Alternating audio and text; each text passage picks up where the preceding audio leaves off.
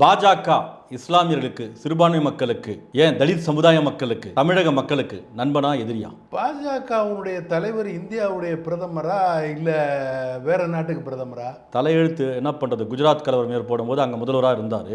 சமன் அனுப்பப்பட்டது. உலக நாடுகளெல்லாம் தன் நாட்டுக்கு வரக்கூடாதுன்னு சொல்லிட்டு எல்லாரும் தடை போட்டாங்க. அப்படிப்பட்டவர் தான் இந்தியாவுடைய பிரதமராக இருக்கிறாரு. நமக்கு எதிரியா அவர் நல்லவரா வல்லவராங்கிறத பற்றி நீங்கள் இப்போ பேசிக்கிட்டு இருக்கீங்க. அவர் பிரதமராக இருக்காரு, நீங்கள் பிரதமராக ஏற்றுக்கணும்.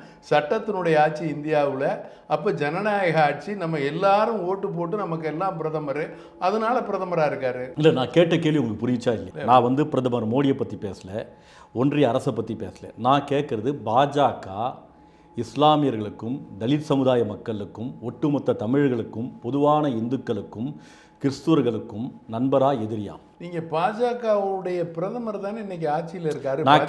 நான் கேட்டது பிரதமரை பத்தி கேட்கல. நான் பாஜக, இந்துத்துவவாதிகள், RSS, விஸ்வ இந்து பரிஷத்து, இவங்க எல்லாருமே இஸ்லாமியர்களையும் கிறிஸ்தவர்களையும் தலித்துகளையும் ஒட்டுமொத்த தமிழக மக்களையும் மதிக்கக்கூடியவர்களா மிதிக்கக்கூடியவர்களா? இல்ல, அந்த கட்சியினுடைய ஆட்சி தான் இப்ப இருந்துகிட்டு இருக்கு. அது தலையெழுத்து என்ன பண்றது? இப்போ நீங்க மதிக்கிறவங்க மிதிக்கிறவங்கன்னு பேசுனீங்கன்னா இப்போ உங்களுடைய நோக்கம் என்ன? ஷேக் தாவூத் மாட்டிட்டாரு, கூப்பிட்டு உட்கார வச்சு எதையாவது கேட்டு இந்து முஸ்லீம் கலட்டாக உருவாக்கிறோம்னு ஐடியாவுக்கு வந்துட்டீங்களா?